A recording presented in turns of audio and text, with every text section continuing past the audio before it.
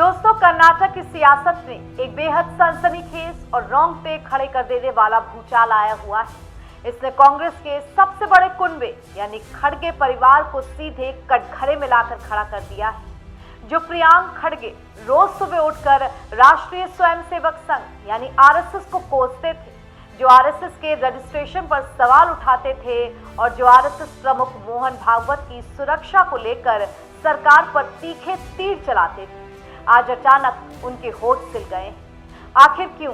क्योंकि बीजेपी ने एक ऐसा दस्तावेजी धमाका किया है जिसने साबित कर दिया है कि आरएसएस पर आक्रामक होने की आड़ में पर्दे के पीछे 100 करोड़ रुपए की बेशकीमती जमीन को चुपचाप ठिकाने लगाने का एक बहुत बड़ा खेल खेला जा रहा है। इस पूरे मामले ने देश के सबसे चर्चित जमीनी घोटालों में से एक रॉबर्ट वाड्रा कांड की यादें ताजा कर दी।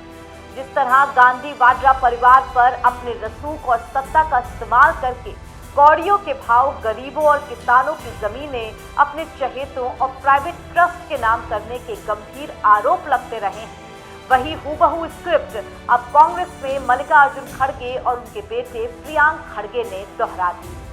आज की इस रिपोर्ट में हम खड़गे परिवार के उस सिद्धार्थ विहार ट्रस्ट की पूरी फाइल खोलेंगे। हम आपको बताएंगे कि कैसे एरोस्पेस और डिफेंस रिसर्च के नाम पर अलॉट हुई 5 एकड़ की जमीन रातों रात खड़गे परिवार की जागीर बन गई और कैसे 19 एकड़ सरकारी जमीन पर कब्जा करने के लिए एक फर्जी विक्रेता यानी नकली मालिक को लाकर खड़ा कर दिया गया।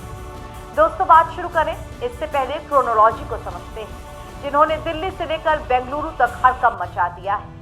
भारतीय जनता पार्टी के राष्ट्रीय प्रवक्ता प्रदीप भंडारी ने देश की राजधानी में एक बेहद आक्रामक प्रेस कॉन्फ्रेंस करके सीधा कांग्रेस अध्यक्ष मल्लिकार्जुन खड़गे और उनके बेटे प्रियांक खड़गे के खिलाफ करप्शन की पूरी चार्जशीट देश के सामने लाकर रख दी। इससे न सिर्फ कांग्रेस कुनबे में हड़कंप मच गया है, बल्कि दिल्ली के आकाओं में चीख पुकार भी देखी जा रही है। बीजेपी का सीधा और दो टूक आरोप है कि खड़गे परिवार ने कर्नाटक में अपनी हुकूमत का बेजा इस्तेमाल करते हुए गरीबों और सरकारी जमीनों को हड़पने के लिए एक खास हथियार तैयार किया जिसका नाम है सिद्धार्थ विहार ट्रस्ट। इस ट्रस्ट की कमान संभालने वाले चेहरों पर गौर कीजिएगा। इस प्राइवेट ट्रस्ट के कर्ता धर्ता कोई बाहरी लोग नहीं है, बल्कि खुद कांग्रेस अध्यक्ष मल्लिकार्जुन खड़गे, कर्नाटक सरकार में रसूखदार मंत्री प्रियांक खड़गे, उनकी धर्मपत्नी और उनके दामाद शामिल, यानी पूरा परिवार इस ट्रस्ट का मालिक बनकर बैठा हुआ है। कहावत है कि अंधा बाटे रेवड़ी घर घराना खाए, कुछ ऐसा ही हाल कांग्रेस अध्यक्ष मल्लिकार्जुन खड़गे के परिवार का भी। बीजेपी प्रवक्ता ने साफ कहा कि ये कोई 1 या 2 करोड़ का छोटा मोटा घोटाला नहीं है, बल्कि खड़गे परिवार ने सत्ता के नशे में चूर होकर अपनी ताकत और रसूख के दम पर गरीबों की जमीनों को लूटने के कई कारनामे अंजाम दिए हैं, जिनकी फाइलें अब एक एक करके खुलने लगी। इस पूरे जमीन घोटाले का जो पहला और सबसे हैरान कर देने वाला मामला सामने आया है वो साल 2024 का है। कर्नाटक में सिद्धारमैया और प्रियांक खड़गे की सरपरस्ती वाली कांग्रेस सरकार चल रही है। इस दौरान Karnataka industrial area development board यानी कि KIADB ने आनंद फानन में 5 एकड़ के एक बेहद कीमती VIP प्लॉट का आवंटन उसको मंजूरी दे दी। सरकारी कागजों में यह दावा किया गया था कि इस 5 एकड़ जमीन का इस्तेमाल देश की सुरक्षा, एरोस्पेस और डिफेंस के क्षेत्र में बेहद आधुनिक रिसर्च और डेवलपमेंट के काम के लिए किया जाएगा। अब जरा कूटनीति और करप्शन का गठजोड़ भी देख लीजिए। कायदे से ये जमीन देश के किसी बड़े इंडस्ट्रियल ग्रुप, एरोस्पेस साइंटिस्ट या फिर किसी सरकारी डिफेंस रिसर्च विंग को दी जानी चाहिए थी ताकि देश की तरक्की हो सके, मगर नियमों और कायदों की धज्जियां उड़ाते हुए ये बेशकीमती प्लॉट कांग्रेस अध्यक्ष के मालिकाना हक वाले सिद्धार्थ विहार ट्रस्ट की झोली में डाल दिया गया। इस 5 एकड़ के VIP प्लॉट की आज बाजार में कीमत यानी कि मार्केट वैल्यू पूरे 100 करोड़ की आंकी गई।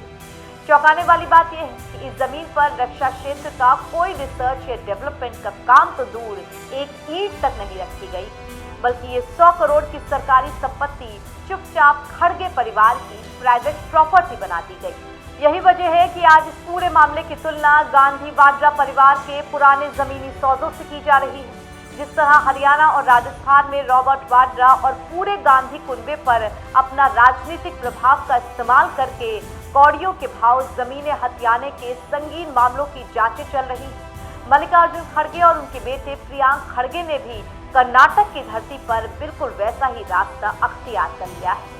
कानून के जानकारों की माने तो सरकारी पद और प्रभाव का इस्तेमाल करते हुए निजी ट्रस्ट को फायदा पहुंचाना प्रिवेंशन ऑफ करप्शन एक्ट यानी भ्रष्टाचार निवारण अधिनियम की धारा 13(1)(a), 13(1)(b) के तहत एक बेहद गंभीर और गैर जमानती अपराध है। बीजेपी ने बेहद तीखा सवाल दागा है कि कांग्रेस अध्यक्ष और उनके बेटे को देश की जनता को ये साफ साफ बता देना चाहिए कि उनके इस प्राइवेट ट्रस्ट ने विज्ञान और रक्षा के क्षेत्र में कौन सा महान आविष्कार या काम किया है जिसके चलते 100 करोड़ की सरकारी और डिफेंस रिसर्च के लिए आरक्षित जमीन उनके घरेलू ट्रस्ट को खैरात में बांट दी गई।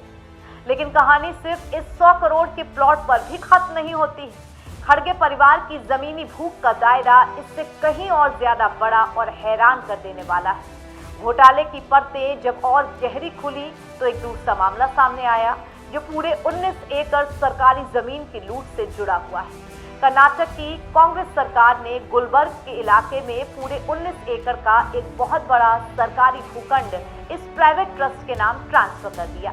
इसका सीधा सा मतलब ये हुआ कि जो जमीन सरकार की थी, जो संपत्ति जनता के टैक्स के पैसों से गरीबों के कल्याण के लिए इस्तेमाल होनी चाहिए थी, वो रातों रात एक ऐसे रसूखदार परिवार की निजी जागीर बन गई जिसके सर्वे सर्वा खुद कांग्रेस के राष्ट्रीय अध्यक्ष हैं। विपक्ष का सीधा आरोप है कि मल्लिकार्जुन खड़गे ने गुलबर्ग में इस 19 एकड़ जमीन को अपने कब्जे में लेने के लिए दिल्ली से लेकर बेंगलुरु तक अपने रसूख और राजनीतिक रोटियों का जमकर इस्तेमाल किया। कांग्रेस पार्टी जो देश भर में घूम घूम कर ईमानदारी का ढोल पीटती है, वो आज इस बात का जवाब देने से कतरा रही है कि आखिर गरीबों और सरकार की इस जमीन का पैसा किसकी तिजोरी में लूटा गया है। इस पूरे लैंड स्कैम का जो तीसरा और सबसे बड़ा सनसनीखेज पहलू है, वो किसी सस्पेंस थ्रिलर फिल्म की कहानी जैसा ही है। सिद्धार्थ बिहार ट्रस्ट ने जमीन को अपने नाम पर पक्का कराने के लिए बेहद अजीबोगरीब और गैर कानूनी हथकंडा अपनाया। ट्रस्ट ने गुलबर्गा के इस बेहद कीमती जमीन को हमेशा हमेशा के लिए अपने नाम ट्रांसफर करवाने के लिए कागजों का एक फर्जी विक्रेता यानी एक नकली और बेनामी मालिक ला करके खड़ा कर दिया गया। सरकारी दस्तावेजों में यह दिखाया गया कि किसी शख्स ने ये जमीन खड़गे परिवार के ट्रस्ट को बेची है, लेकिन आज तक पूरे एडमिनिस्ट्रेशन और जांच एजेंसियों को ये नहीं पता चल पाया कि कागजों पर दस्तखत करने वाला वो रहस्यमयी विक्रेता है कौन। इस फर्जीवाड़े ने ये साफ कर दिया कि ये मामला सिर्फ नियमों को मरोड़ने का नहीं है, बल्कि सीधे सीधे जालसाजी और धोखाधड़ी का है। अब जरा उस विरोधाभास को भी देख लीजिए जो इस देश की जनता को जानना बेहद जरूरी है। यहाँ प्रियांक खड़गे हैं जो कर्नाटक विधानसभा से लेकर मीडिया चैनल्स तक राष्ट्रीय स्वयंसेवक संघ यानी आरएसएस के खिलाफ 24 घंटे आग उगलते थे। कभी वो आरएसएस को बैन करने की धमकी देते थे, कभी उसके रजिस्ट्रेशन की कानूनी कागजात मांगते थे, तो कभी आरएसएस प्रमुख मोहन भागवत को मिलने वाली वीआईपी सुरक्षा पर उंगलियां उठाते थे। मगर आज जब खुद उनके और उनके पिता के सिद्धार्थ बिहार ट्रस्ट की 100 करोड़ की अवैध फाइलें चौराहे पर खुल गई, जब बीजेपी के तेवर कर्नाटक से लेकर दिल्ली तक कड़े हो चुके हैं और जब जनता उनके इस फर्जी विक्रेता और 19 एकड़ सरकारी जमीन का जवाब मांग रही है, तो प्रियांक खड़गे के मुंह से एक लफ्ज तक नहीं निकल रहा है। आरएसएस पर सवाल उठाने की आड़ में जो 100 करोड़ का साम्राज्य खड़ा किया गया था, आज उसका सच सामने आते ही पूरी कांग्रेस पार्टी बैकफुट पे आ चुकी है। तो दोस्तों, कर्नाटक का ये महज जमीन घोटाला और खड़गे परिवार के सिद्धार्थ बिहार ट्रस्ट की पूरी कहानी चीख चीख कर गवाही दे रही है कि सत्ता में बैठे लोग किस कदर नियमों को ठेंगे पर रखकर अपनी तिजोरियां भरते हैं। जो लोग दिन रात गरीबों और पिछड़ों के हक की दुहाई देते थे, जब खुद उनके हाथों में ताकत आती है तो वो एरोस्पेस और देश की रक्षा जैसी संवेदनशील रिसर्च की जमीनों को भी अपने घरेलू ट्रस्ट के नाम करने से बाज नहीं आते हैं। आज इस पूरे मामले के सामने आने के बाद देश और कर्नाटक की जनता के सामने कुछ बेहद तीखे और बुनियादी सवाल खड़े होते हैं, जिनका जवाब मिलना बेहद लाजमी है। क्या कर्नाटक की सिद्धरामैया सरकार में इतनी हिम्मत है कि वो अपने ही कद्दावर मंत्री प्रियांक खड़गे और कांग्रेस अध्यक्ष के इस सिद्धार्थ विहार ट्रस्ट के खिलाफ एक स्वतंत्र और निष्पक्ष जांच के आदेश दे सके? आखिर वो फर्जी विक्रेता कौन था जिसके जरिए गुलबर्गा की सरकारी जमीन को खड़गे परिवार के प्राइवेट ट्रस्ट के नाम ट्रांसफर कर दिया गया और वो अब तक कानून की गिरफ्त से दूर क्यों है? और सबसे बड़ा सवाल जो प्रियांक खड़गे आरएसएस के रजिस्ट्रेशन पर दिन रात सवाल उठाते थे कि आज वो अपने खुद के ट्रस्ट के इन काले कारनामों पर देश के सामने आकर सफाई देने की हिम्मत जुटा पाएंगे। दोस्तों, खड़गे परिवार के इस 100 करोड़ के जमीनी विवाद, फर्जी विक्रेता के इस खेल और प्रियांक खड़गे की इस रहस्यमयी खामोशी पर आप क्या राय रखते हैं?